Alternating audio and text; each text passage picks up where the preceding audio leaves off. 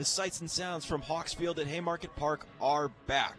It is the Nebraska baseball home opener versus the Northern Colorado Bears on 90.3 KRNU. I'm Bobby Hessling. Alongside me is Jackson Reddick. Jackson, it is great to be back in baseball season.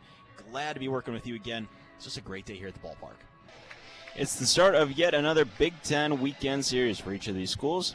And as we begin to work into April, standings now start to become important in Big Ten baseball. It's the Northwestern Wildcats and the Nebraska Cornhuskers here on 90.3 KRNU. Good afternoon, everyone. I'm Bobby Hessling alongside Camden Cohn.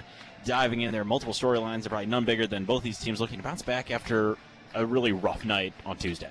Now, Nebraska's offense is the exact opposite of this weather. This Nebraska offense is red hot. They've homered in 10 straight games. They have multiple guys that just consistently get on base. Bryce Matthews, Max Anderson, and Josh Karen. Offense with Charlie Fisher just swinging a hot bat. First pitch to Swanson. That skips in the dirt towards the Nebraska dugout. Fisher will walk into second, and if he was really hustling, he might have had a chance to get to third.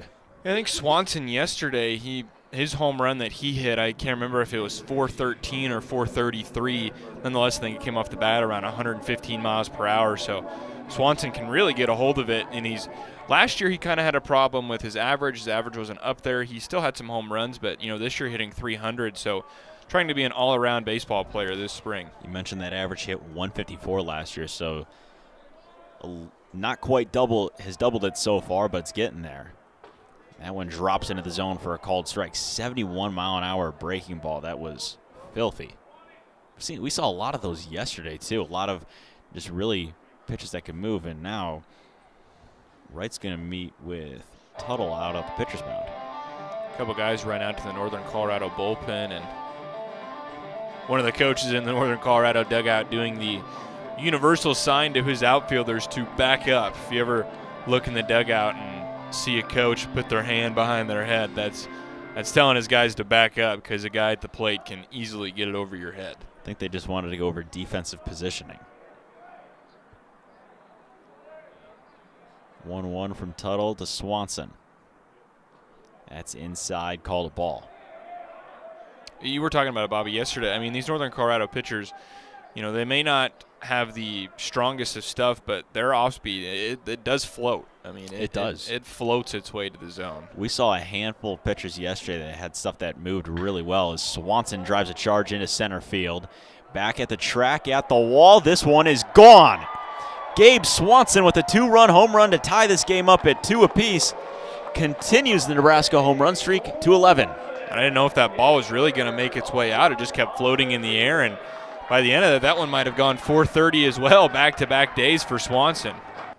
Only one hit. 1-0. That is charged in the air into left field.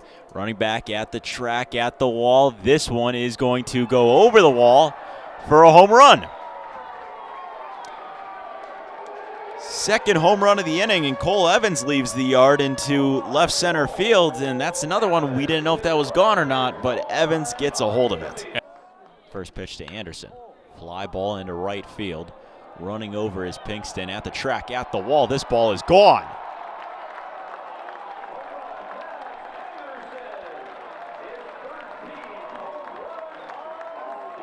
I didn't think that ball left. It just kept going. That ball was absolutely demolished. Clears the Northwestern bullpen out there in right field. It's a 3-run home run for Max Anderson, his first of the day.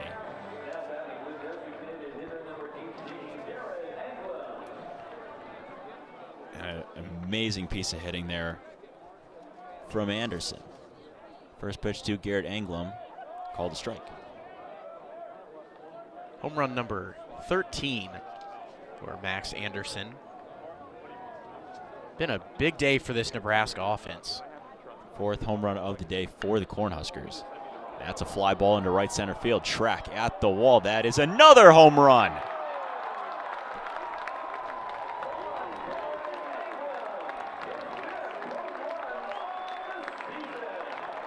Nebraska goes back-to-back with Max Anderson and Garrett Anglum. The last Big Ten series that was played here was when Illinois was in town and Nebraska took that series 2-1. Obviously, there was a lot of hype around that series because Dylan Raiola was in town and everyone was like watching what he was doing as that misses inside. Cooper Ford had to kind of jump out of the way. Count is worked full. First full count for Emmett Olson on the afternoon at 3 balls and 2 strikes. 3-2. That's hit in the air to left center field. Track at the wall. Cooper Ford has his first home run with the Wildcats this season. Shift is on for Charlie Fisher. They got Jackson Romero playing very shallow right field. And Palma is directly behind Max Anderson. 1-0 Fisher hits it the other way. That's a fair ball down the line. Anderson rounding third. He's going to score. Charlie Fisher has an opposite field stand-up double. You're just talking about the shift, and he just says, I'm going to beat your shift. Takes it the other way, drives in a run, and it's back-to-back doubles for the Cornhuskers. That was really ground out and walked. Takes a first pitch ball. Rizzo's just trying to bring it a little too, make that perfect pitch.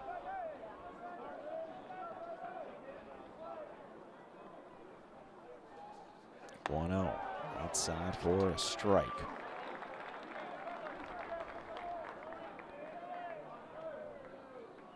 If you want another geography tidbit, Okay. Michael Fatrick is from a city called Tampa. Tampa, Florida. That goes to the backstop, runners advance. And you would be correct there. It is in Florida. I would assume that's roughly the Tampa Bay area. Could only assume. I believe that assumption would be, in fact, correct. I've been to Tampa. Really nice place. I have not. You should visit there. It was a nice place. 2-1 called a strike. There's definitely been times where I was thinking, especially Nebraska winters and winds, it'd be nice to be in Florida. Yes. Sometimes that thought ponders my mind, but I am not a big fan of the warm weather, so I'm like, I would prefer the snow. 2 balls and 2 strikes. Swing and a miss. Struck him out. Nebraska wraps it up. Series sweep. They win it 18-5 behind a incredible offensive effort from everyone involved. Yeah, 7 home runs today by Nebraska. The offense exploded. There's no other way to put it. Nebraska gets the win today in their first series sweep, and we said it would be important in the open for them to get on the board early and put their foot on the gas and make Northwestern play from behind, and they did that and more. And it's just an impressive game because it's the first time they've had 20 hits since last season on April 24th against Indiana. I'm not exactly certain like what the feeling in the dugout would be after a win like this. Do you really feel really good about yourself, or say, hey, we got things to work on? It wasn't the prettiest game defensively for certain. No, it was not. And I think something that has a factor with that was the climate outside. We saw the climate. It was not all that special whatsoever. The wind was blowing all over the place. But I think this is something that Nebraska will watch, and they'll go back like, all right, we know we can do it. Obviously, Northwestern is not the best team, which is perfectly okay. But they know we have that confidence going forward. We've swung the bats really well as of late. Why not keep it up? And obviously an important weekend series versus Iowa next weekend.